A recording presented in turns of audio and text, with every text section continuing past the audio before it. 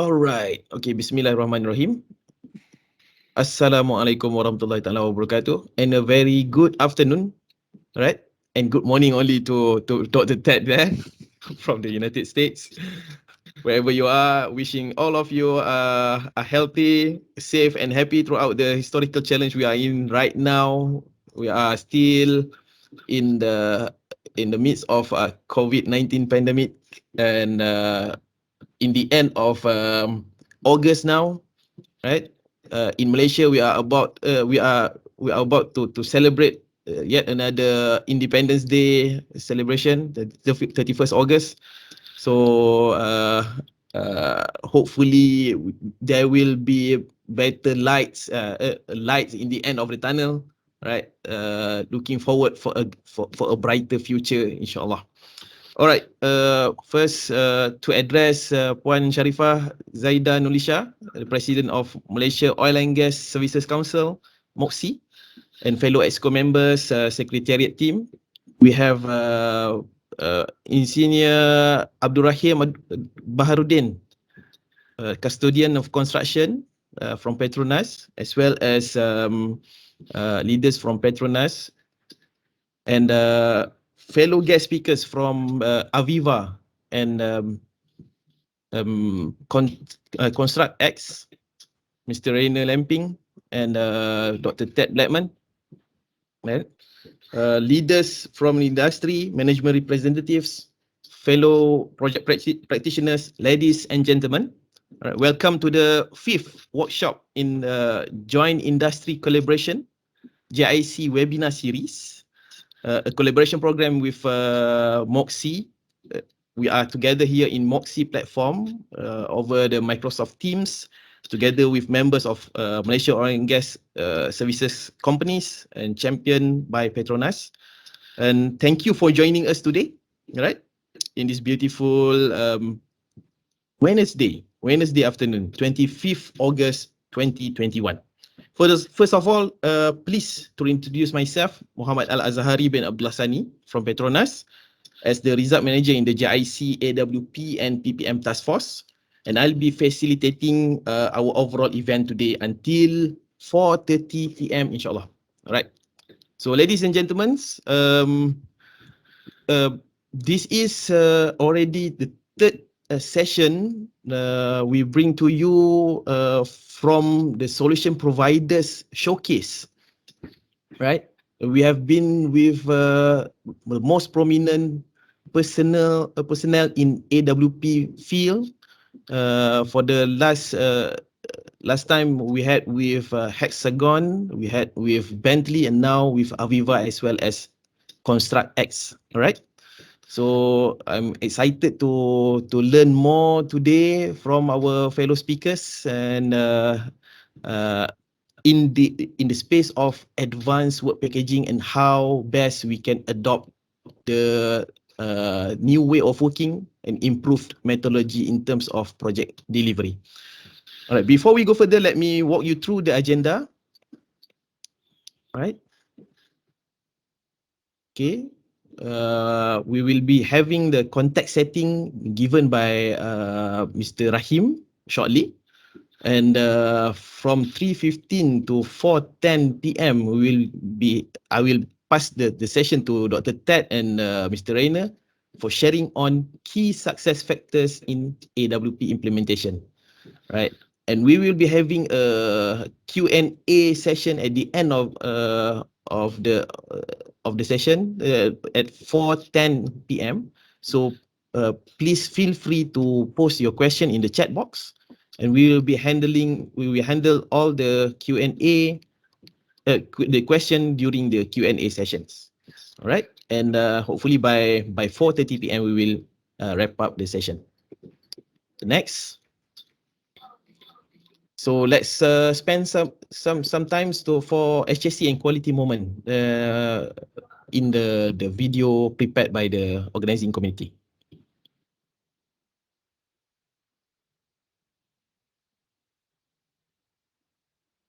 Okay, again? Yes.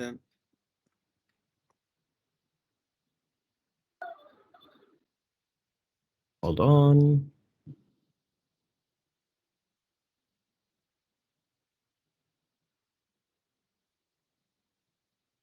Is it okay again, or we can skip first and go direct to context setting?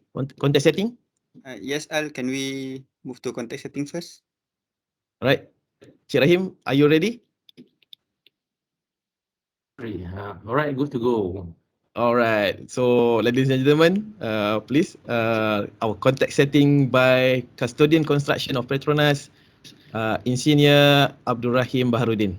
Over to you, Cik Rahim. Okay, thank you all. Alhamdulillahirabbil alamin wassalatu wassalamu ala asrafil anbiya'i wal mursalin wa ala alihi washabihi ajmain. Good evening and very welcome to the professional technologies, the president of MOGSC, Petronas Management colleagues, as well as the presenters from Aviva and Contract X organizing committee. Thank you for inviting me, ladies and gentlemen. Today there's no pantun. Okay, thank you for coming to the session. We are all concerned about the topic itself, the keys to achieving AWP success. Right. What attract my attention from the abstract that I've seen, addressing the project is going to be, managed through AWP methodology through a well-documented approach that is going to be have better plan and hopefully better executed later on and give a lot of benefit to the users. However, bear in mind the evolution of technologies provides an opportunity for industry to increase flexibility as well as rendition. But hopefully that it will be able to remove many of previously barriers to us. Some of it the management style of the past, and bring it in line with the modern multi-generational workforces. All right. To me, this is an important topic that affects many stakeholders. Some challenges are to implement a plan that involves several important elements, be it people's, process, technologies, and others. Presenter will share with us in today's session. All right. In the absence of information, we tend to live to the worst scenario. Sometimes we thought we can manage projects smoothly. However, let us listen something from this session. Hopefully, that will be help us, achieve clarity on what is known versus what is speculations. Hopefully, this session will be able for us to gain valuable information. For those have the technologies to implement the AWP methodologies in Petronas construction project delivery in future. Right. Reality, given technology, economy, and social challenges, now is the time to take full advantage of the opportunities presented by the combination of technologies available in the industry and the broad voice of experts. Increasing internet penetration, affordable ICT availability, high-tech awareness of industry, and good regulation will enable us to ride on the digital wave to manage project positively. What will miss is the implication of doing nothing. As the famous quote by Bobby Unser, you know who is Bobby Unser? The famous automobile racers in the years of 1968 to 1974 used to say, success is where preparation and opportunity meet, right? Want to be successful? Learn the secrets from the people who already made it. Here we have the opportunity to meet people or organizations that are successful in this AWP methodology. I think the best way to plan for the future is to take advantage of the present. But success is rarely a matter of luck. It is more a matter of preparation, of doing what we need to do to put ourselves in the path of opportunity. Simple word. To bear in mind, in the world of project management, the opportunity usually refers to a favorable situation of a project that will be considered good for the project. A series of events or occurrence that could be interpreted as beneficial for the project and potential risks that might positively affect the entire project. So, make the opportunity works for us. The journey to using AWP methodology can be daunting, but we already have the good ideas of what it takes to succeed. So let us work together to take advantage of this digital wave opportunity and create a better future. I'm confident AWP industry expert from Aviva and ConstructX can help us. So let them share their views. I can't wait to hear how Aviva and ConstructX can help Malaysia oil and gas industry player in AWP journey for a better new way of working. Here I would like to express our appreciation to Aviva and the key partner as the event sponsor in collaboration with MOGSC in this time. Workshop number 4 with the session title Keys to Achieving AWP Success. Thank you very much. Over to you, Al. Thank you very much, Mr. Rahim. Success is a matter of preparation, from which Bobby I just know Bobby Brown. so it's another Bobby, all right. But anyway, it's a lot of philosophies we heard from Mr. Rahim, and indeed we are looking forward to explore more on what's available in the solution provided by Aviva to help us in this AWP adoption journey. All right, but before we go further, let me introduce the speakers. Dr. Ted Blackman. All right, Dr. Ted is currently the CEO and founder of ConstructX, a former NASA mission control specialist. Right. Ted was the lead developer and operator of the Mars Map software. So it is an honor for us to have Dr. Ted today, right? He's also one of the prominent person in CII establishing the AWP overall methodology, right? Second, Mr. Rainer Lamping, Director of UPE Solution, Unified Project Execution, right? UPE Solution Program from Aviva. And Rainer is looking after Aviva's ERM software previously, which is part of the engineering business unit. He's now in Malaysia, right? Working from Malaysia. His major focus is on advanced work packaging and the digital transformation of construction. All right.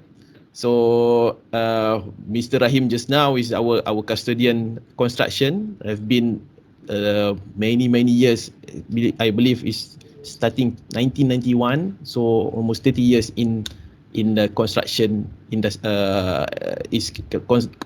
oil and gas construction experience.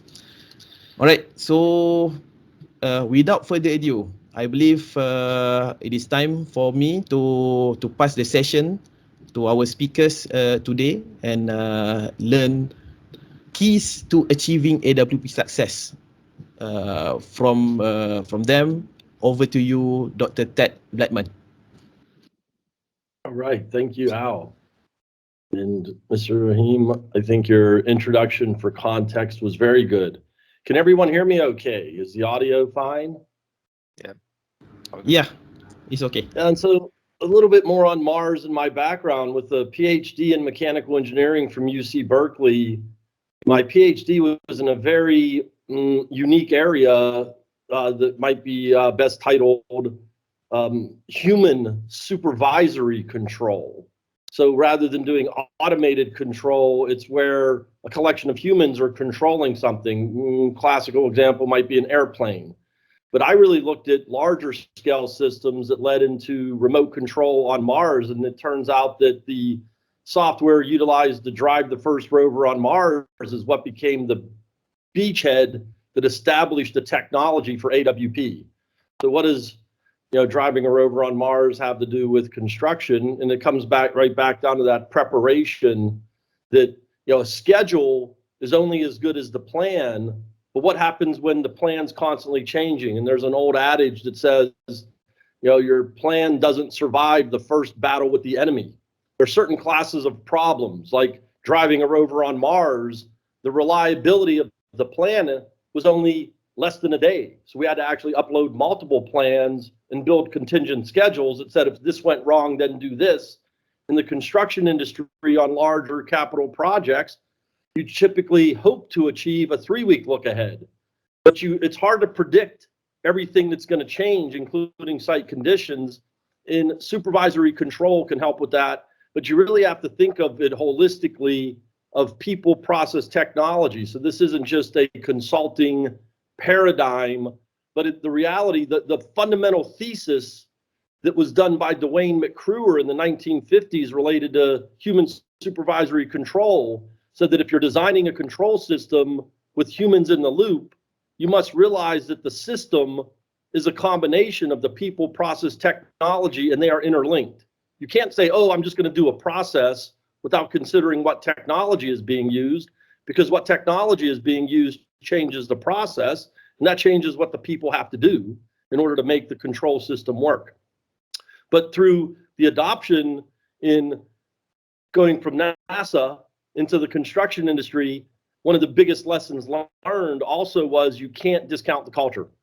That you can have a great design of your AWP system, but if the culture is not right and you don't have a winning culture and a willingness to not hide the truth, that then you could make AWP less beneficial. But I'll get to that a little bit later, because what was interesting was even in bad culture environments, AWP still succeeded. It's such a strong methodology.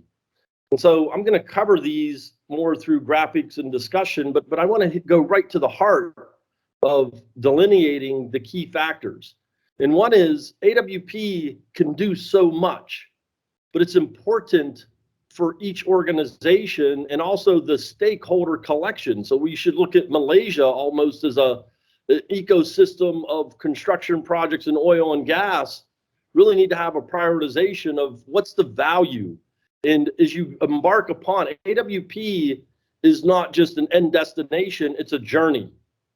And the initial pioneering work out of the NASA commercialization effort in the year 2000 that led to the first AWP implementations that I was a part of really factored into there's so much value you can get. You need to choose where to focus the energy first on your first projects and then continue to build up the value. And then the value should define metrics where benefits are not just talked about loosely, but you actually define, here is the return on investment. And then how am I going to achieve that investment, which really takes, again, going back to being honest in planning. You have to plan your AWP implementation just as AWP is a planning method on a project. But the planning method for the AWP implementation has some different principles. And the key is staging your implementation across a journey of multiple successive years. And whereas on a construction project, ultimately, there's something called the golden triangle in project management. And it's really more of a pyramid than it is just a triangle, because you also have quality. But the three major vectors typically considered are cost, schedule, and scope. And on construction projects, the scope finally stabilizes after enough revisions and iterations that your variables on the project are schedule and cost. Whereas the methodology of AWP actually started and emanated from application of agile project management and utilizing project production science of saying, how can we make concepts in manufacturing for lean, but also agile. Why? Because construction projects are changing. And so bringing agility and lean together became the birth of AWP, and agility in project management for large-scale system integration projects at NASA. Schedule was fixed. You have a launch event. The rocket's going to take off on a certain date, and budgets get fixed by Congress. And so your variable is actually scope. And that's what you need to think of for your AWP implementation is try to achieve more, but then back off and do less and do what people are able to do, but continuously improve where the budget and schedule are more, and I don't want to get into too deep on that because that's a half-hour presentation in of itself, but the methodology around understanding the golden triangle of a project and how to apply that into implementations, the basic aspect is scope is not fixed. Scope is going to be determined by building on top of what you already do. And a key part to success is making a toolkit that then can be utilized and shared. And I'll touch upon that. In anyone who thinks we can do this without data is fooling themselves. Yes, okay, you could start going back to trying to build work packages on paper. In fact, that's where the journey started for me. There were companies like the big industry titans of Fluor and KBR, which were some of the American large EPCs, with some of the American large oil and gas majors. They were trying, and they were doing very detailed planning and continue to do detailed planning on shutdown turnarounds. And the concept was, why can't we do the same level of detail on big projects? Well, if you don't have digital delivery of data, it's overwhelming to expect you're going to plan that same level of detail on paper. But you got to right size the process and technology to the size of the project and the environment of what the organizations, particularly the contracting organizations, are capable of. What is their capability? But I also want to emphasize that AWP didn't just start in areas where I've often heard, oh, AWP, well, that works well in Canada or the US because the contractors are more mature. No, it was actually trailblazed in Batam, Indonesia. And then it was taken into other sectors of environments where the reality is it works better when you actually have, let's just say, but you've got to be willing. It goes back to the cultural mindset. You don't have to have very sophisticated contractors to get involved and do this, but you've got to have the willingness of the contractors. And going back to scope, you should bench test. As you target to set something up and roll it out on your first projects, if it's not working, don't roll it out. It's a little bit like an IWP, an installation work package that I'm sure with many people here that have already heard of, a construction work package and an IWP. With an IWP, the basic concept was, well, if I don't have my materials and my drawings and I don't have the space and the prerequisite work's not done, why put it into the look-ahead schedule? If you're putting it into a 3-week look-ahead and you can't do it, that's kind of not wise. But yet that's where many projects were, because the last planner were the foreman or leadermen in the field trying to figure out what to do next, saying, where's my drawings? Where's my materials? And so it said, we'll move the planning window up front. But coming back to the AWP implementation, if the process and technology is not yet ready, do it on the next project. Pull it out of scope on the current project. And so as you plan your implementation over scope, pick 7 value drivers so that even if I only achieve 3, I'm going to get benefit. And then I may end up doing 4 or 5, but don't put something into the field that hasn't kind of been bench tested and tried. If it's not yet ready, don't put it in there thinking it's going to work. Try it out before, but do it in the project context, which comes back to this agile fashion, and also thinking you're going to set it all up at once. Much of the setup needs to be done throughout the project. And then the biggest key becomes this idea of control. And if you've defined your benefits and your ROI has an I doesn't stand for me or a person, I is investment. Meaning, for the scope, you need to be driving it with data, and we should be able to monitor the lagging indicators of success or the benefits, the schedule improvement, the cost improvement, the quality improvement, less RFIs, less change orders. Those are things that you're achieving as a result. Number 1, improve safety. And that was also a commitment that I had coming out of NASA, was to make the construction industry not just more productive, but improve the safety and enable a digital twin in the handover. So, but my point being, you don't wait for the lagging indicators. you define a set of leading indicators, and I'll show you one example today, but there's a whole suite of them that we've defined where you can glean out of the data, has the teams implemented and are they using the functionality needed in getting the data loaded right in order to achieve the AWP success? And if they're not, you should know that well before. I can predict on a project if they're going to succeed or not by looking at the leading indicators. You don't have to wait till you get the benefit. And if you learn that art and then bring it in as a culture where initially the initial reaction might be, wow, this is not working. Well, no, if you're finding out what's not working early, AWP is working because it's like a troubleshooting for your project. You'll find that, well, we have a material management system, but we're not keeping the data up to date in it. So if the data is not up to date in the material management system and it still just has the procurement BOM, but I don't have the BOMs reconciled to the drawings as I've issued for construction, and I can't allocate materials to a work package, which is a technical capability material management systems have had for almost 35 to 40 years.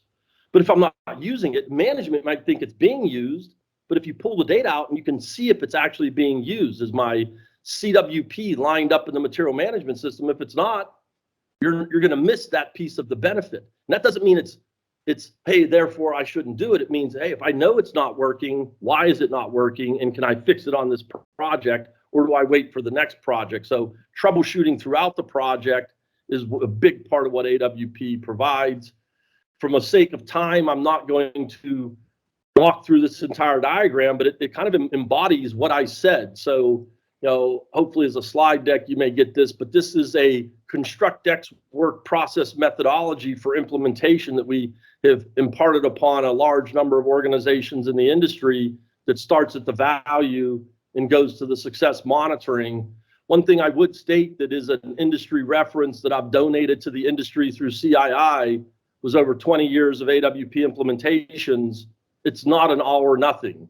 So we've taken the value scenarios and categorized them into core AWP capabilities, where something like path of construction or issue constraint-free IWPs is broken down into 5 to 7 increasing levels of maturity, where both owner organizations, major EPC contractors, as well as the general contractors and specialty contractors can score themselves on here's where I am now, and on the next project, here's where I want to be. And so this AWP capabilities target is something I'd like to make sure that, you know, independent of my personal involvement or company involvement, ConstructX, that should be an industry resource that you're aware of and have access to, so please reach out to me. It's hard to prove that smoking causes cancer.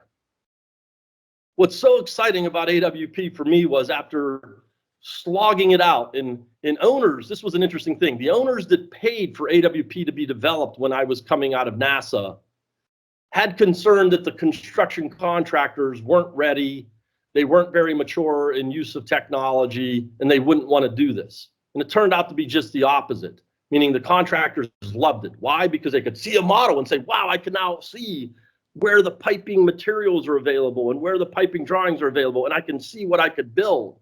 And so the construction contractors went to it immediately, and the big EPC said, oh, hold on, it's putting too much visibility on me.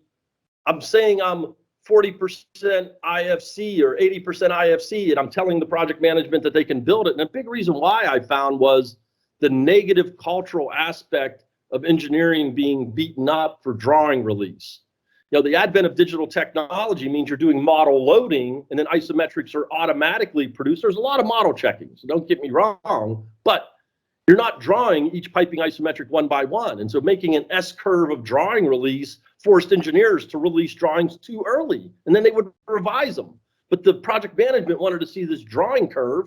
And I look at the drawing curve and say, well, you're issuing ISOs before they're really ready. And meanwhile, the ISOs that are issued aren't buildable. But coming back, when CII did their second project, the first project, I initiated the first project within CII. The second project was to validate it as a best practice, and it became the fastest adopted best practice ever in CII because of this curve, where basically the evidence of projects that adopted AWP was so strong, it's basically saying the more of those capabilities you do here, the higher benefit you get. And meanwhile, even this benefit is not low. This pays for the system 10 times over. And if you're up here, the return on investment is 20 to 40 times, if not 100 times. And so the more you do, the more benefit you get. And it is a statistically significant model. And so, whereas it's hard to prove that smoking causes cancer, it's not hard to prove. I'm going to fly through these a little bit fast because of time. But again, it goes back to setting up and saying, okay, here's the value I want. And just because you want it, you also have to ask yourself, are you ready for it? And how much money is it going to cost to do? So I can then pick my prioritizations and pick my 1, 2, 3 categories of 20 to 30 plus benefits. We've got a library of benefits that generally go to, who are you within the stakeholder supply chain and what type of projects do you do? Do you do modularization, et cetera? You prioritize the target value you're getting, and then you model out the savings through ROI calculators.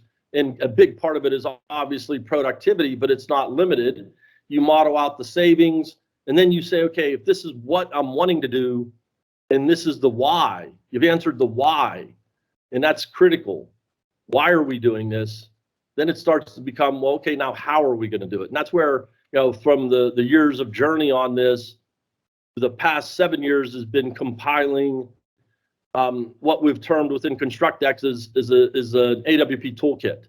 And you're more than welcome to brand that yourself. We help organizations build their own AWP toolkits, and we give them starting points or just guidance on how to do it, where step one is saying, okay, what are the actual work processes? And so we've defined over 20 best practice models, where each of these best practice models tie into those capability assessments that then tie into more detailed work process diagrams. And ultimately, those work process diagrams may need to be adapted and tuned. And this is an example of a work process diagram. And a key part is, what is it for me? The reality is you're going to have a few people in Malaysia that become AWP masterminds, where you really understand the different parts of it, but don't expect everybody on the project to understand everything. Most people on a project will just want to know, how's this change my job? And AWP touches every job on the project. It's the entire organization chart that suddenly is doing things in a digital way, but everybody's not going to become an AWP expert. They just want to know, okay, tell me what I need to do. And if it's a generality, it needs to be specific to how the AWP system was set up. It goes back to my point of people, process, technology, and define a bit of the how around the data. And I need to do this and prepare this data. And I understand why I'm doing it. And I'm sharing that with another participant who's going to use it for this reason. So you start to build up a person-to-person, I'm responsible for this data, or I'm receiving this data, and start to drive clarity around what the individuals are doing, building upon the data they already know, the schedule or what their role is, the estimate or the piping engineer. And so you make these lightweight playbooks that tell the different roles. What do I need to do? If I'm a construction manager, what is my role? And just tell me what I need to do. But they want to understand the big picture. So you're not exposing them to the bigger picture, but don't expect everybody to be an AWP expert. And then if it's not put into contracts at the end of the day, it's often not done. I mean, this industry, by and large, operates off of contractual deliverables. And so in the AWP Toolkit, you should have a set of contractual deliverables that can be guidelines adapted into contracts project by project that would go to what the EPC is doing, to what the detailed piping and structural fabricators are doing, to what the module fabricator is doing, to what the subcontractors are doing. And especially as you get down to that, where the work happens, the work phase. It's also important to have guidelines and procedures at the higher level, but it's the work phase where you really get that heightened benefit. But it's not waiting till the work phase. You start AWP before engineering ever starts. And you follow a model, but getting a detailed procedure so that it's really clear for the crews and the field workers and their supervision, and thinking that work phase planning is not relevant to the owner and CM is wrong. It absolutely is. And then having the toolkit have a set of templates, work package templates, visualization templates, an ability to basically bring out and start to build up reusable components that complement software applications, as well as guidelines and specific things to the software applications. And as we hit into some of the a great example with ERM, but this diagram may become specific for a project, and it should, in terms of what are the component pieces and what's the data flows in and out and across. And that really goes to what's been a major accomplishment from the past 7 years, is saying not everybody's going to use one single application, but what are the digital threads of data that can emanate from the standard type of applications, and not just the applications, but you have to think about it as the stakeholders. And I've worked with industry representatives, with a number of leading owners and contractors to identify 33 categories of application areas that then something like Primavera or Microsoft Project fall into. And you can see this, it's more engineering on the left, fabrication and detailing of that engineering, because if you don't have the manufacturing level information in your virtual construction model, it's tough to build a work package with spools if you don't have that spool data. How do you get that data in? What are my project management applications? And how am I connecting in the supply chain? And if you look at the data flows in and out, and then it comes back to the point of saying, look, we can't do all of that now, but here's what we are doing. It's a fallacy to think you're not doing some form of work packaging. You absolutely are. It's work packaging is the definition of construction. At least it was in Google 10 years ago. You'd look up work packaging and it would say, this is how construction projects are executed. You build different contracts that are packages, and you have a collection of companies working together. And so to call it advanced work packaging and just think, oh, that's what I do early in the project, is a major mistake. The coining was advancing work packaging, and then it got switched over from enhancing, because an EWP, don't want to get into the context, but advanced work packaging means I'm going to document how I do it today, and then I'm going to define how I want to do it on the next set of projects, and on the next project, how am I adopting the methodology, the technology, and then ultimately scaling it up to be where it's just now something we do, and it continues to advance repeatedly that capability and performance. This is another great follow-up session that we should have in the future, where this Skyline report, and whenever I'm going to pass the baton over here so we can do a little deep dive on some of the technology components, but this is one of the first inventions that came out, was saying, how can I tell if this is working before I actually get the benefit? How can I tell where it's not working? So if I have a breakdown in the development of the packages, I can see it and see the problems before they surface into the field. And so mapping out these leading indicator reports is a real key part of backward passing the implementation. And so from a timing perspective, I'll emphasize that when it typically isn't working, it's usually not the software, although certainly software has its own issues and data has its own issues. And it's typically not that somebody didn't think through the key processes. It's often that we didn't support the craft workers in assigning somebody to help them use the tools, but also they need to know their role. And there's other roles I'll get to in the latter part. It's the people side and the culture that becomes so important to achieve the target benefit you're going for. And so later I'll get into, okay, what does that mean? And how do I actually start to document that? Because it's not just an adage, it can become a science of mapping out responsibilities and then understanding if the leading indicators are telling me something's not being done. Was it because the technology wasn't set up yet? Is it because you weren't trained, or you don't understand what to do? Or is it because you don't have the time? In which case, that's often a lack of investment of shifting indirect labor from the field into an advanced planning role. You don't get a free lunch. To get the benefit of AWP, you need to have increased planning in advance of the work. That's what started with Agile software. We realized if you took a senior software developer like me and you put one person on a team of 7 that just did the planning, not for what the developers are working on now, but for what you want them to work on next, and they work with the customer to understand the requirements, but they build plans that are at the level of what a coder can understand, the coding efficiency doubles. And the reliability of the results significantly increases. And it's the same effect if you don't assign this, whether you call it a work-based planner or a craft planner, there's been different words. You've got to get the construction experience. You can't have an engineer build the plans for the crews, But if you use technology, you can take one work phase planner and spread them across a broad area of the project, and it should become a role that starts to become defined. And that's where the industry in the Americas are. The unions are finally recognizing, oh, that's actually a role. And it's somewhere between a general foreman and a foreman. And then at a construction manager level, I need to have a coordinator that works with the large number of the work phase planners. So one coordinator multiplexes in those roles, but there's some other roles we'll get into. You know, Reiner, I'd like to hand it over to you at this point for you to continue to deep dive on some of the tech. I look forward to the questions after.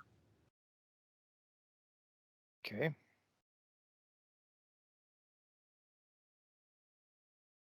Do my best to share my screen.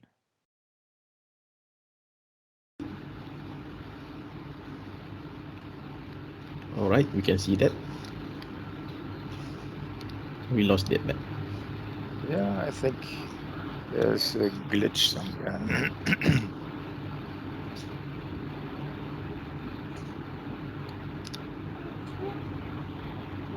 Okay.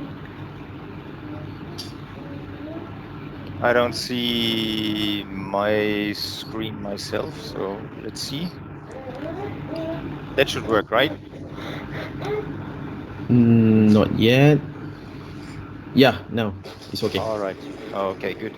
So yeah, let's get down from Mars to Selangor. Just for a little bit. Where does Aviva sit in this whole AWP spectrum? And when you look at what we are offering today, it's a huge portfolio, and my little box here, project execution or unified project execution, as we call that now. It's a small element, but it's very important to understand that there is more, right? There is more than just a little bit of functionality. There is more than just a little work packaging tool, right? There is so much in the big picture that has to be taken into consideration, and that has all to work together. And when we look into this little box here, actually project execution, as we see that, is we try to cover everything from feed to handover, and around that we have created a lot of different solutions. We start with catalog and specification management.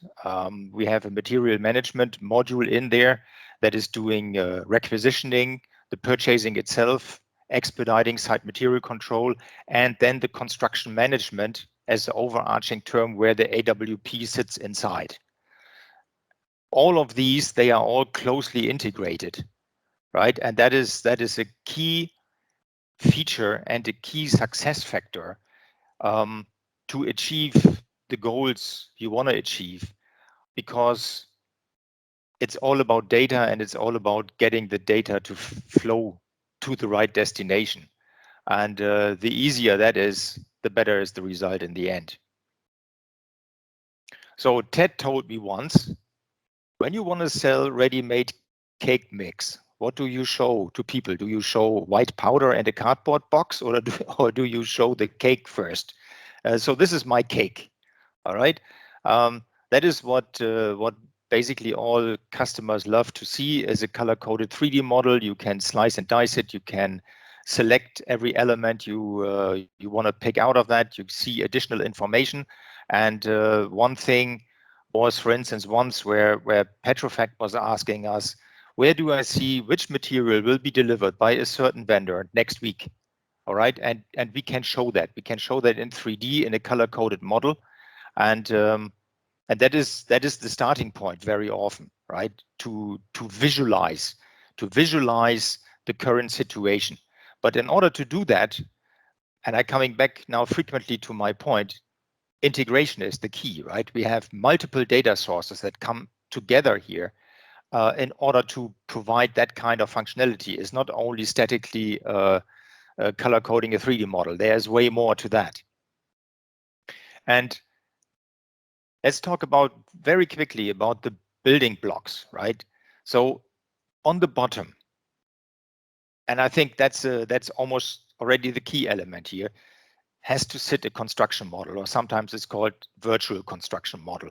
So this is for me the key element, because that's where the data sits that we need for construction. And when we hear model, everybody thinks always 3D, but it's more than that, because actually most of you know that the key, or let's say the flagship product of AVEVA is called E3D, right? It stands for everything 3D, but that's not true. Not everybody puts everything in the model, right? Small cables or small bore pipes, nuts and bolts. You don't model that. But it's very important to have it for construction. So you need to have that overview. Where are we, right? So we have to pull 1D, 2D, and 3D all into one environment. That's the cornerstone. And then we put the work packaging on top, right? Then we are slicing and dicing the whole thing so that we can create those work packages. We can follow up on the availability of the scope in the sense of I'm scoping the work pack first, and then I need to know further on, can I execute that work pack, right? Do I have all the equipment, all the material? Do I have the manpower? Do I have a crane? Can I do that work pack next week, or do I have to postpone it? And if I have to postpone it, where, right? And how am I going to do that? So that's what we're putting on top here. And then finally, of course, we need some kind of visualization, right? So we are aggregating the data, and then we want to visualize that. This is how we conceptually feed that construction model. So we have in our environment, we have so-called gateways. We have standard gateways to multiple off-the-shelf commercial systems. It's definitely not only AVEVA. Of course, we have them to all of our tools. But for instance, if it comes to 3D modeling, it's for us, it's no problem if your model is made with a with S3D from Hexagon or with a MicroStation system or something like that. We can always get that into our environment. And the same is true for multiple 2D systems and tools, and then of course the 1D world. And we put that all together, and that is then basically powering the subsequent next steps.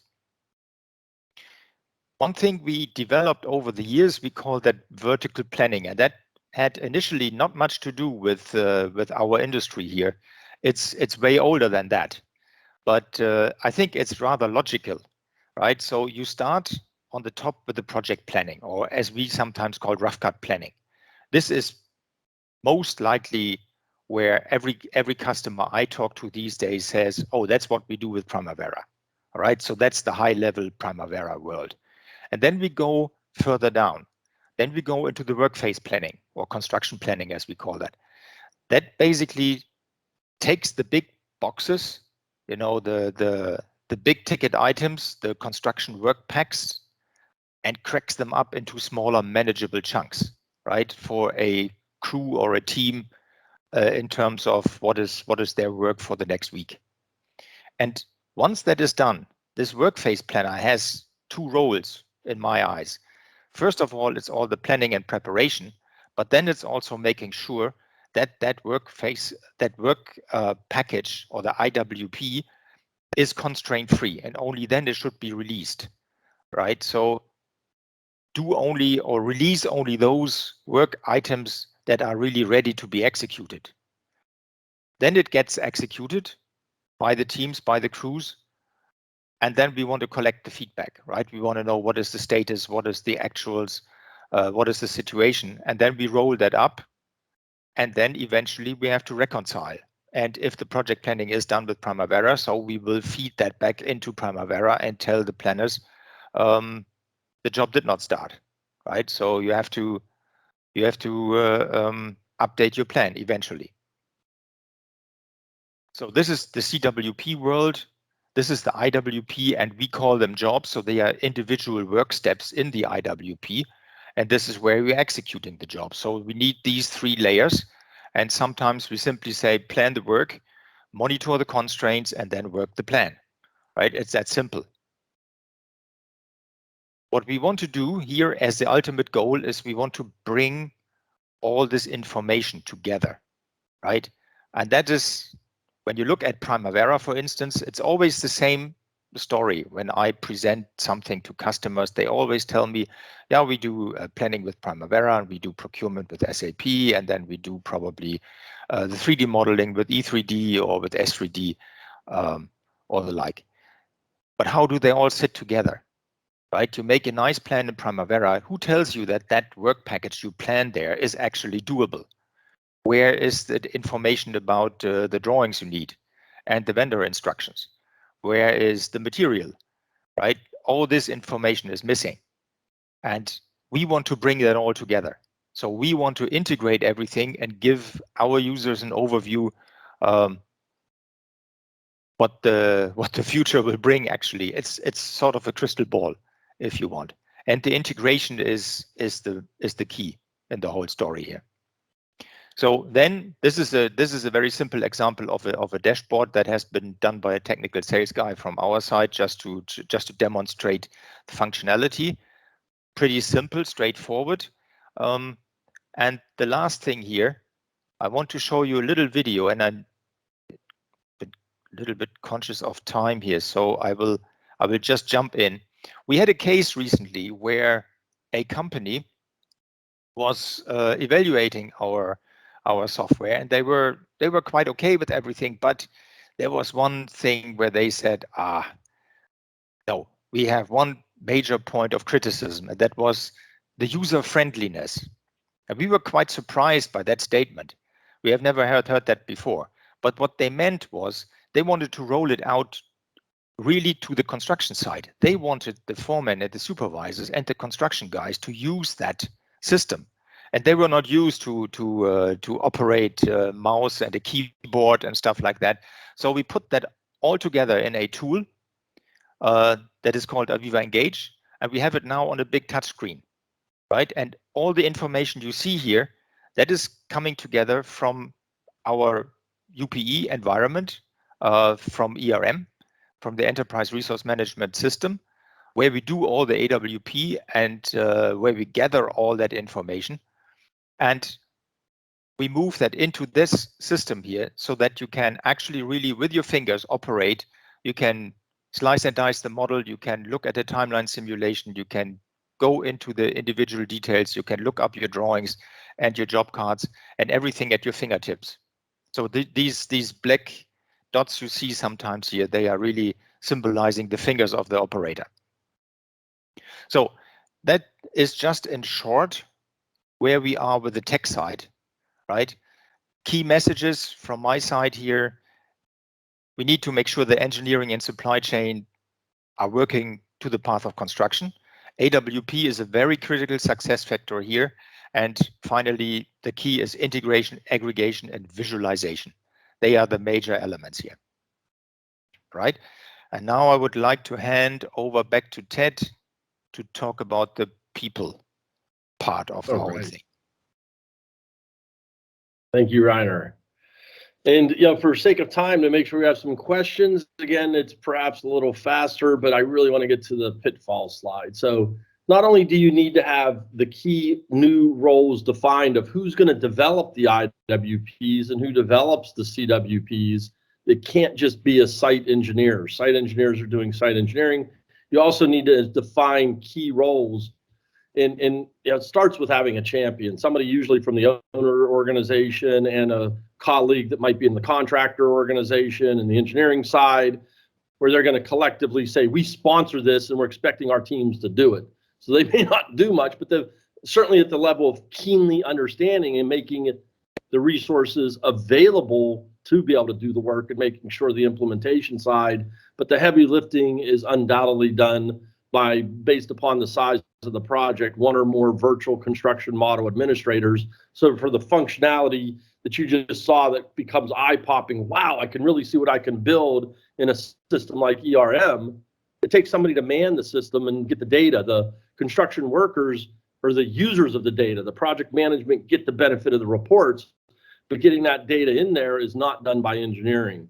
And that takes a set of facilitators coordinating, and you should staff up technicians because your key work-based planners are going to be craft workers that are moved just 90 days ahead of the work, But if they're doing grunt work of building the actual packages, realize you could amplify and make this person a superhero if you give them a set of technicians that in the industry work well as previous document clerks or somebody coming up from the CAD drafting side historically and has some experience and willingness to actually do the work to build the detailed packages.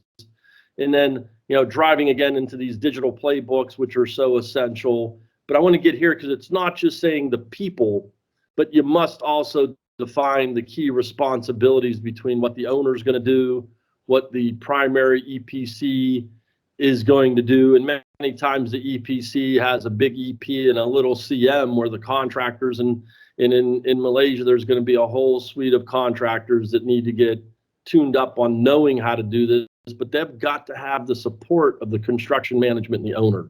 It's a shared set of responsibilities that go back to needing to be defined, where the playbooks aren't just one organization centric, but must form the ecosystem on a project, and data flows across these boundaries and engagement interaction flows. I've got a whole hour slide presentation on this, but I've condensed it down. A key part of success is also knowing where has there been failures, and you can learn from the past. And if you can know where the pitfalls are, I've bucketed just a few. One is attempting to manage IWPs in Primavera. Primavera is a scheduling tool. It is not an effective planning tool, particularly at the IWP level, unless you're in a shutdown turnaround. And projects that have tried to say, I can manage my IWPs in Primavera lose complete agility, end up having more people trying to manage a schedule and don't get the benefit. But again, even when they've done it, I've still had some benefit. They end up at that lower rung of the implementation. So it didn't mean they didn't want to do more. They just didn't achieve the maturity level. Also, don't confuse 4D with AWP. My journey in this industry coming out of NASA was wild, with Walt Disney and Stanford saying, look what we can do in 4D. Yeah, who's got the time to build that? We were taking a model, taking a schedule. We flipped it on its head with AWP and said, well, if you give the data to the planners who are actually building the crew level packs, you get 4D for free, because you build the packages that then roll up into plans that then go into the schedules. Then you eliminate a lot of grunt work to try to make a 4D model that paints a pretty picture. You get the 4D out of the planning. But if you think you can do AWP in a 4D tool, or just simply hand wave it away and say 4D is AWP, you're really not understanding that AWP is at the heart of it is project production planning at the craft level that then rolls out into, well, what else needs to be done to support that craft work phase to be productive, and also do it in the right order so systems are ready. If you have engineers build the work packages, they can be involved in assisting, but you've got to have the field experience. You can't, I can train somebody who's never used a computer to build awesome work packages.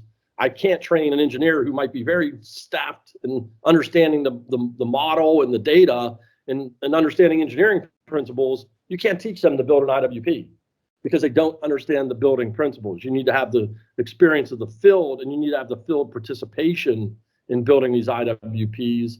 But two big ones: lack of just adequate staffing. It goes back to organizations that say they want to do it, but they're scared to put the budget in to properly staff the technology and properly staff the planning effort.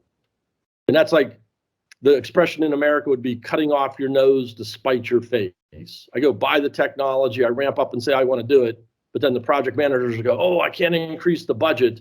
Realize you haven't actually increased the budget, you've shifted budget. Because today, you're on your projects today, the field team eventually has to figure out what bolt to turn and what weld to do. And if they're very inefficiently doing it with drawings in hand, they're actually doing packaging, but they're not doing it with any level of advancement. But it doesn't mean they're not doing the same level of packaging work.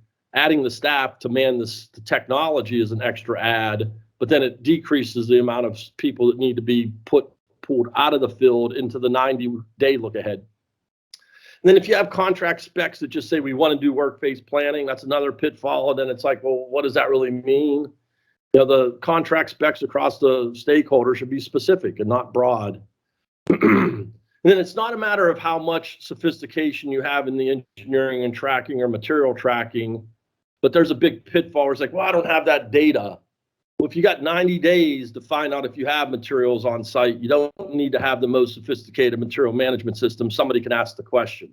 That's where I invented that T-8, which was, well, 8 weeks before I'm installing the pipe spool in the field, I should ask, do I have the pipe spool? And then somebody can go check it and come back week 7 and say, oh, I don't have the pipe spool. And why did I choose 8 weeks? Because in your projects may be different, but I learned in the Gulf Coast of America, though, if I didn't have the pipe spool 8 weeks in advance, if I called the fabricator and I said, I need these 4 spools, they have no problem prioritizing them, getting them on the truck, and they would show up 3 weeks later.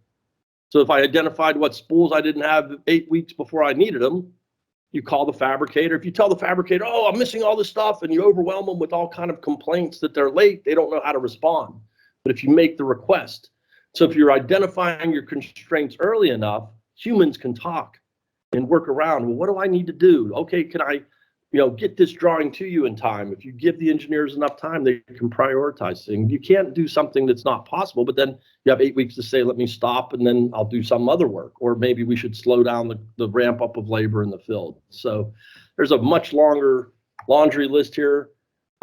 Training, it becomes an essential part, but for the sake of time and getting some questions in, Reiner, back over to you. Bring us back to the mothership. All right. Yeah, I will do that. I will exactly do that. And there's the mothership, right? So let's assume we want to build that one. What do we need? This? No, not really, right?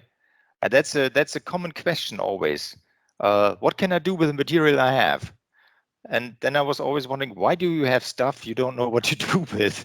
So there's something fundamentally wrong. So what we need is this, right? These are the work packs, perfectly packaged, path of construction, really printed on the back. I have my engineering deliverables. I have everything at hand, and I can just work it down. And that is the ultimate goal we try to achieve, right? So you have seen probably this kind of picture. So breaking down a project into construction work areas, then into construction work packages, then into IWPs supported by EWPs, eventually procurement work packs and fabrication work packs. Yes, that's all what we are doing. We are not as super strict as you might see that sometimes when you read CII documentation. So they are saying, oh, this is 6 weeks long, a construction work pack, it has so and so many man hours. You can feel free to make it 10 weeks or feel free to make it 2 weeks, right? That's absolutely up to the key principle is when you issue the work pack, the crew should be able to finish it start to finish without any problem. Yeah. And so it should have good start-stop points. It's not the right, Yes. and it goes back to right sizing it. Right size it from this pipe support over to this pipe support. So it's grouping the work. Right. You can think of the IWP as its issues to the field, and they should be able to come back and say 100% done. Not, Yeah. oh, and if they couldn't do it, then you develop a list of what wasn't able to be done, but you're right. Yeah, and that is important. That is way more important than making it exactly 6 weeks. So that's the wrong angle. All right. So in our system, as I said earlier, we want to plan the work, right? We want to plan the scope of work. We can simulate the execution. We monitor the constraints, and then we work down the plan, right? Plan the work the plan. That is my picture. So we start with something like this. This is sometimes we call it the kitting screen, right? We take a 3D model and pick the elements out and put them in work packs. Simple case. What happens if you don't have a 3D model yet? Or not everything is modeled, of course, in 3D. Well, we can start off from a very early bill of material. You can upload that from an Excel sheet. You don't have to go all this way. The essence here is that this is supposed to help you with the information you have at hand. There are cases where we talk to construction contractors who just are always late to the party. They had no chance to influence the whole engineering side and the modeling side. So there is no logic in the model they can make use of. They have to use a lot of manual exercises here to put the work packs together. if you have the chance that you can influence that, so if you are an EPC, then of course you can slice and dice the model already in the design tool so that it can flow over automatically into the work packs, right? So next thing is scoping the budget, the scope and the budget. So we take the items from a 3D model, we have non-modeled items, and of course we have the norms at hand with rules of credit so that we can immediately say for that installation of a pipe spool, it will take us so and so many hours, right? And then, as Ted said earlier, basically you get the simulation almost for free, right? So you have a schedule with the work packs, you bake the content into that, you define the scope, and when you're running this here, that basically is a small little step, but it doesn't need necessarily too much work to achieve this, right? And that's basically the number one tool. You see that they put up the crane first and then they install all the rest. I doubt that. I think that's wrong, right? So to detect planning errors with this kind of technology is way easier than just looking at a Primavera Gantt chart, because that doesn't tell you much. Another thing, again, where let's say we can clearly see the power, let's say it like that, the power of integration, right? So this plan here that could come from Primavera, but we also have a complete planning and scheduling system baked into our application. So it's not necessarily required to start with the Primavera plan. But let's assume that came from Primavera, then this traffic light here is indicating that I have an issue. So that one here says your material status is red because all those items here you need for your work pack, they are not available. You don't have them.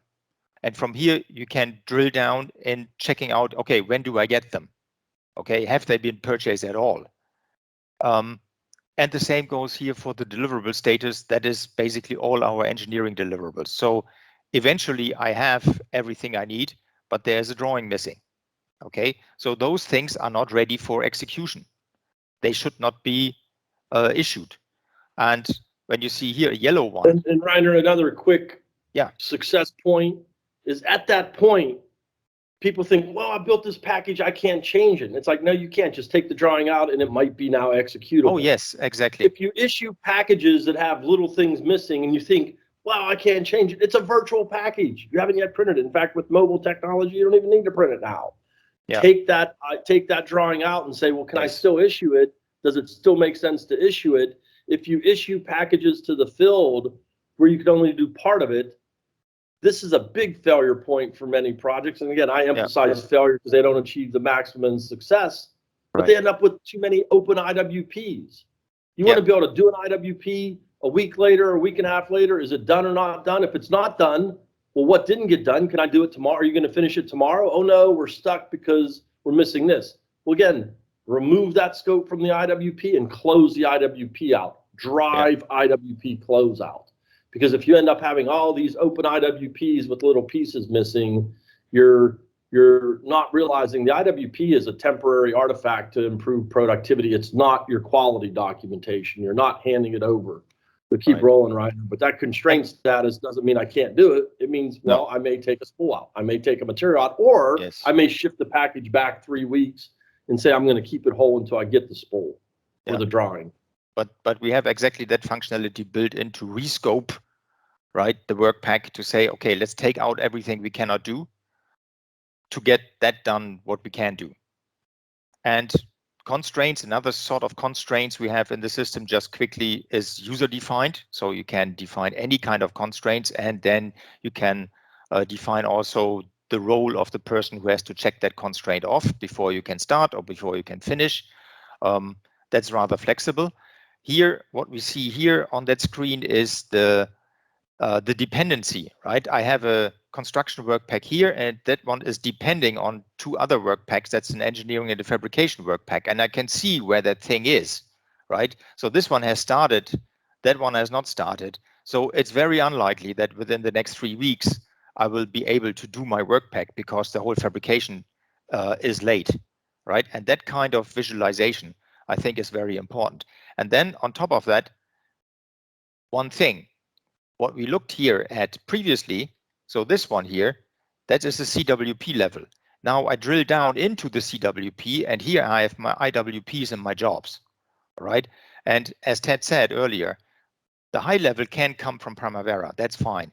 But we strongly recommend to look, if it comes to the details, to use a tool like ERM for that, to keep that basically here in the system. Of course, it's always integrated. That is, if the IWPs are delayed or whatever, we will roll that up to the CWP, and we can even roll that back to Primavera to indicate, hey guys, that's not going to work, right?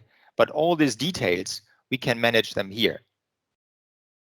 And those details, they show up finally on a dashboard for a supervisor. So this is the task list for the supervisor and his team. And just in short, all the information required is available. We can track status, so they can from here start, finish, suspend work. They can dive into the 3D model, everything. But one note, you see here the red flags, that's not what I want to see. Right? If I'm the supervisor, I don't want to see any red flags. So that task here, for instance, we see here there's an item missing. Okay, and that's definitely not what I want to see. The work has to be constraint free before it pops up on my screen. That's a requirement. Obviously, we have a mobile device where you can do that also on a mobile phone or on the tablet. You see here your jobs, all the attached documents, whether it's a vendor instruction or whether it's a job card. We get that all on the mobile. Just jumping over. I showed you the cake earlier. I'm not going back into that one here. That is a classical example, right, of the output. And that was basically that example I got from Petrofac. That was the first thing they did. Before they actually really went into the whole AWP journey, they used the whole thing, first of all, for visualization of status and progress, right? And they sent that regularly to the owner, and the owner was very happy about that one, because previously they got Primavera plans, right? I call this turning the lights on. Right now, projects are largely operating in the dark. Well, stage one of technology and process enablement is don't over enamor on 4D, get your lights on. Now, can I see where my materials in engineering are, or where can't I see? But status visualization is low-hanging fruit and a great place to start. Absolutely. And that's something one can achieve relatively quickly. So just to summarize, again, right? AWP beginning with the end in mind, that is all baked into our solution.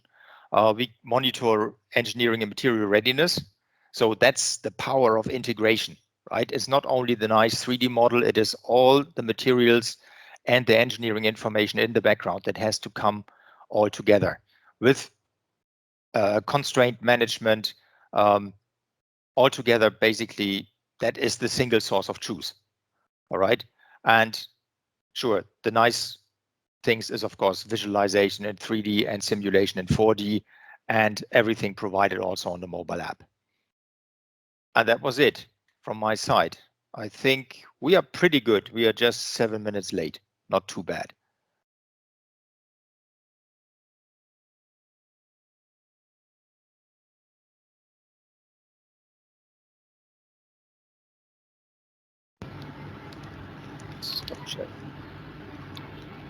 All right. So thank you, Rainer, Dr. Ted. We have actually one question from Mr. Kanan. I think we can directly handle the question. For participants, please feel free to post another question in the chat box. We can get it answered within this Q&A session. So the question is, are Aviva and ConstructX tools ideal for brownfield projects, typically for marginal offshore fields? Do you have any track records for brownfield offshore works using Aviva and ConstructX AWP tools? Yeah, so I have to. It's such a long time ago. It was AMEC actually, AMEC in Aberdeen. They became then AMEC Foster Wheeler, and I think those guys are wood now. Yes. They were the first ones who used that in the brownfield environment. Yes.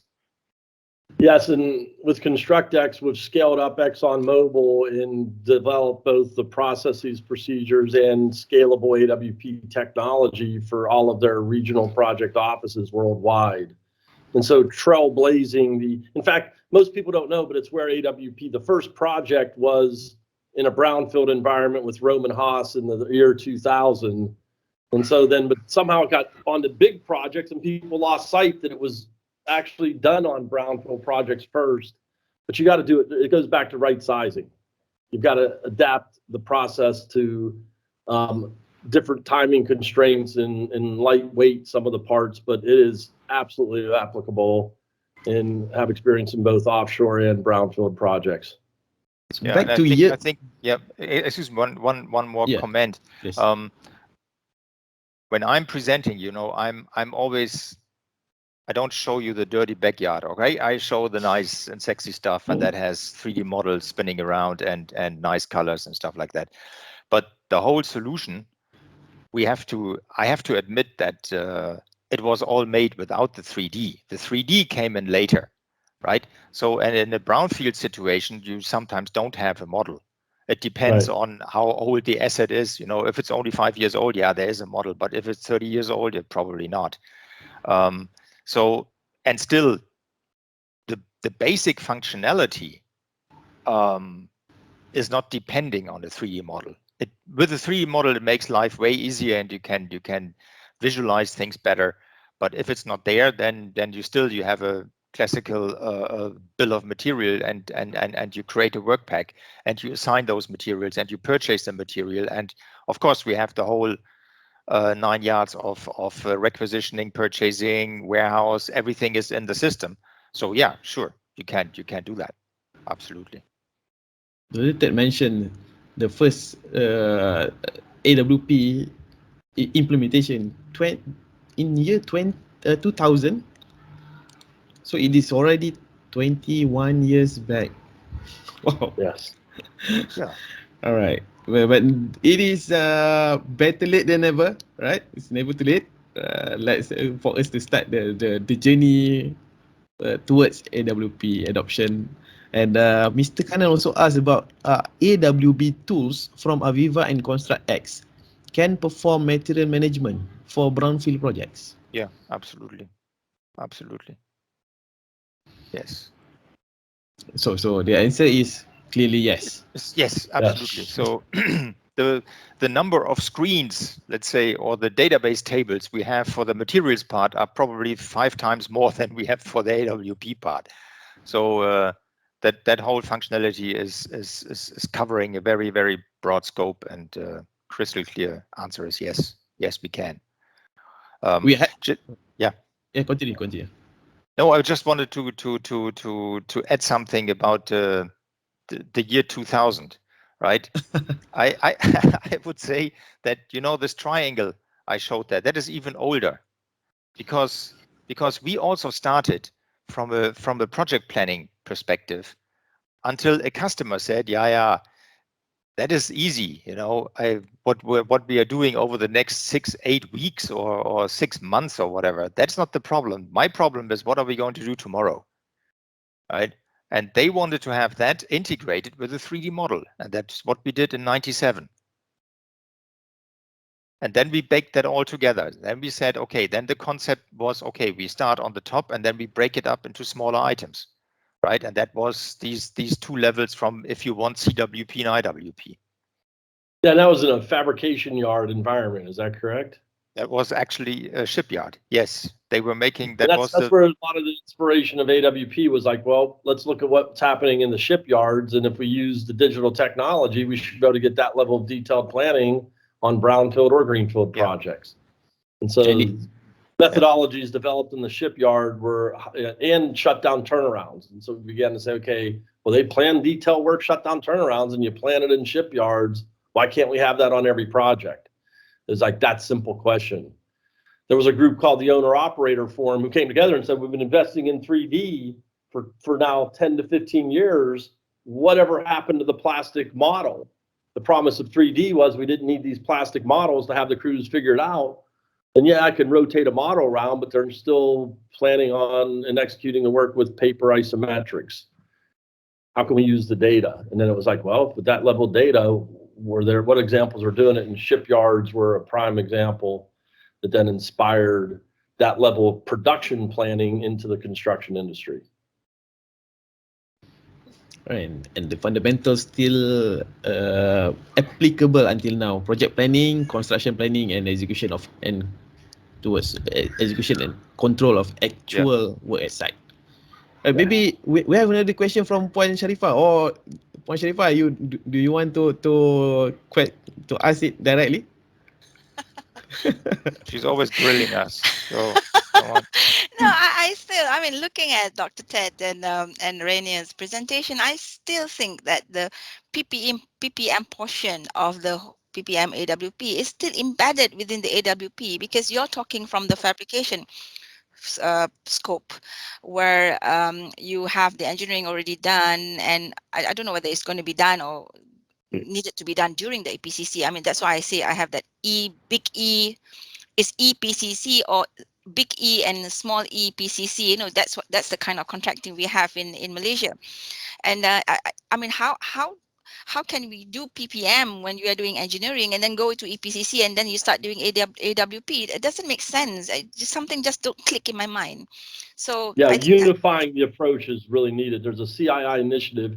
In fact, whenever I was in the NASA incubator, I had the advantage of being introduced to a lot of high-profile people, one of them being Martin Fisher from Stanford, who was the father of 4D, largely recognized.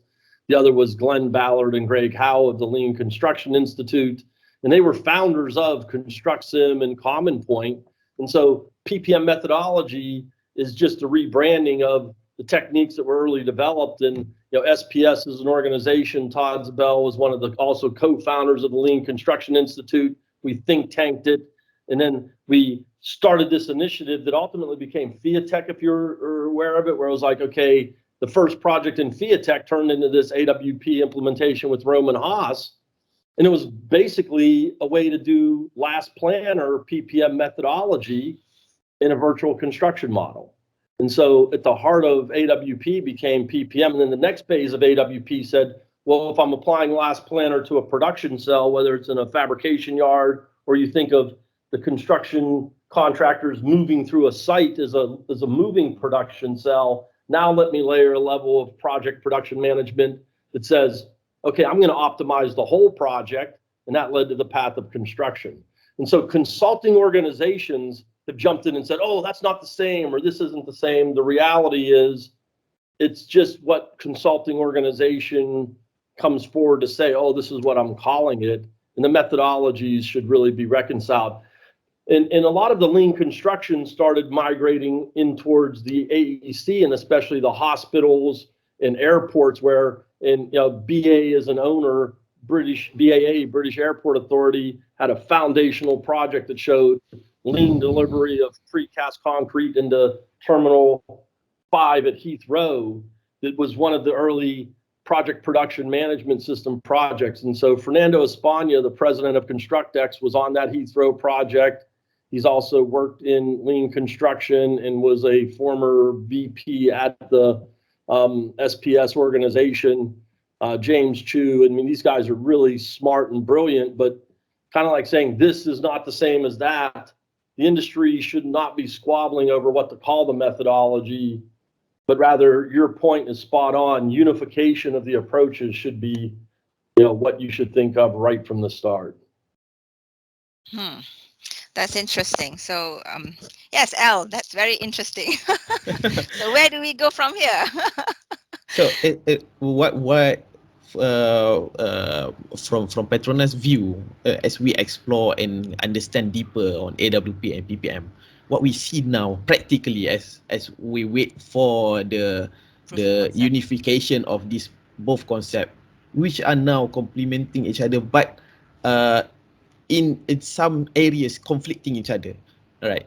So what we see that during execution, it is a selection for now. It is, at least for now, it is selection between going to proceed with workplace planning or to proceed with project production control, which is under PPM.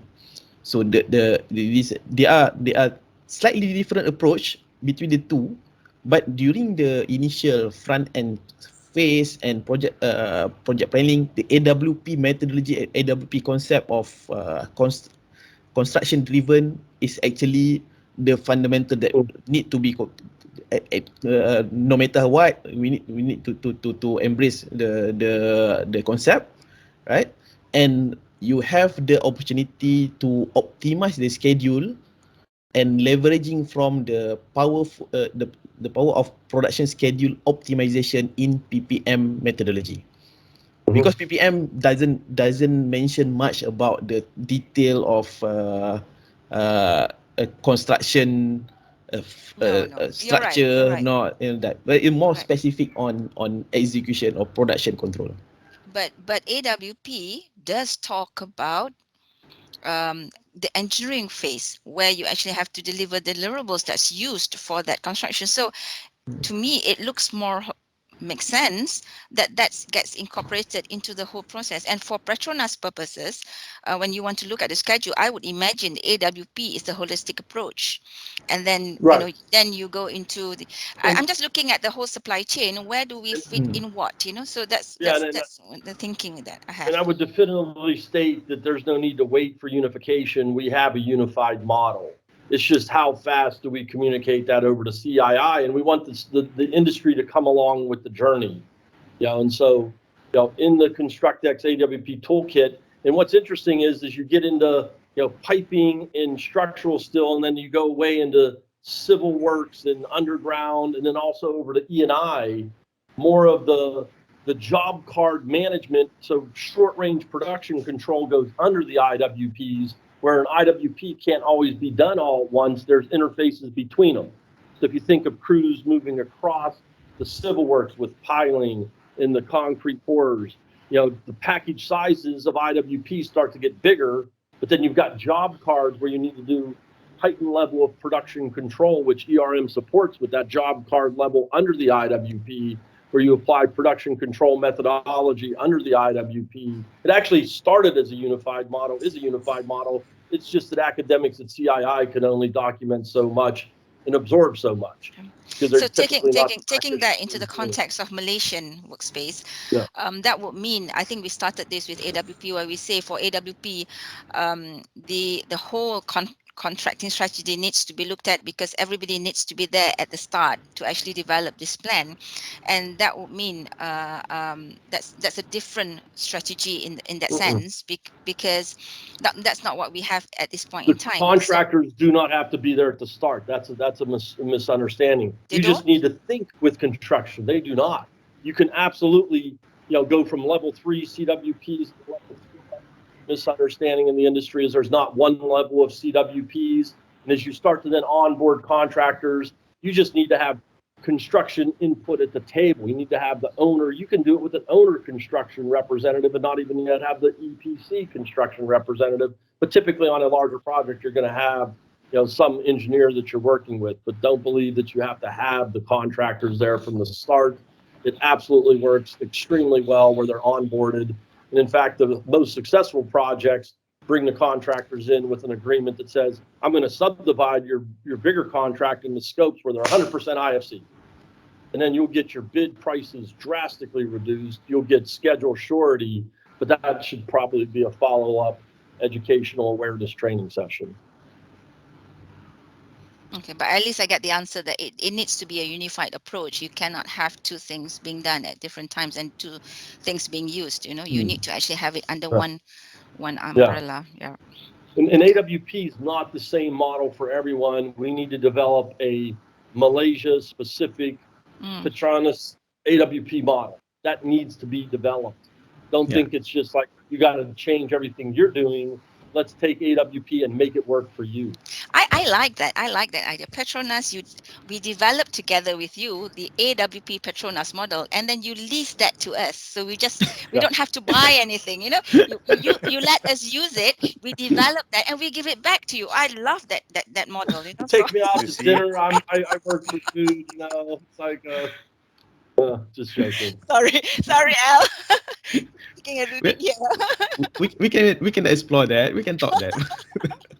but what Dr. Ted said just now is that is one of the stated objective of this JIC. We intend to develop a standard, an agreed adoption model of AWP for Malaysia context. Right, there is something that we want to establish together within the JIC. So we have the input from all relevant stakeholders, not only from owner operator view, but also from the partners, the engineering consultants, the EPC contractors, and enabled by our solution providers. Right. So hopefully by the end of this year we can have that in a way guideline being firm up, learning from the various engagement we have from this the prominent person, the experts, the global experts through these various engagement and webinars series. All right. So, do we have another question? I don't think so. Right. So, and it is already 3 minutes past 4:30. Time flies. And thank you very much again, Dr. Ted Blackman, joining us from the United States. Houston now is I think it's about 3:30 a.m. there. Correct. Right. Hopefully you have a good sleep after this. No, my day is we have a starting session at 7 o'clock again. 7 for him. So Can you please consider that to give a break? yeah. This time. So thank you also, Mr. Rainer Lemping from Aviva, and then no problem. You can meet Mr. Rainer. He's in Kuala Lumpur, and you can have a lot of wisdom and guidance from him in your AWP journey. So please feel free to contact Mr. Rainer and Aviva for the advices. All right. And thank you again, MOGSC, Puan Sharifah, and the secretariat team for the collaboration, yet another collaboration, and looking forward for a more engagement in future. We are still in the early stage of the journey, right? So and the journey towards improvement is a continuous improvement, because the only constant is change, right? So and for the participants, we really appreciate if you can spend some time to provide the feedbacks. Do we have the feedback link from the secretariat? I believe there will be a QR code as well as some link in the chat box, or we will be also sending it through the emails. Hakim, ada ke Hakim? Yes. Alright. So that's all, guys, ladies and gentlemen. Thank you very much for your participation. Hope you learn something from the session today, and you get clearer on the keys to successful AWP implementation. And that's all for today. Thank you very much. Picture. You're welcome. Oh, Thank sorry. you. Let's have a group photo Oh, before we depart.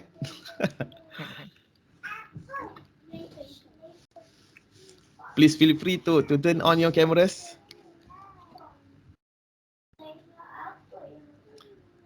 we have at maximum almost 150% in the room. Yes. Awesome. So again, it is a quite a good turnaround.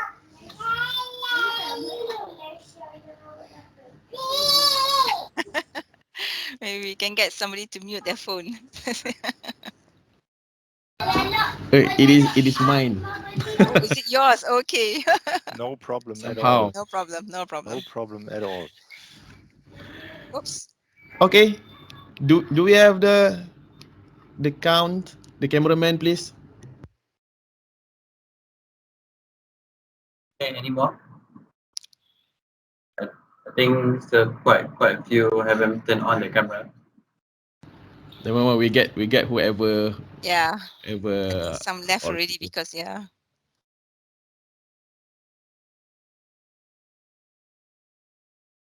Okay, anybody else ready? Lama dah senyum ni. Itulah penat dah. Okay, 1, 2, 3.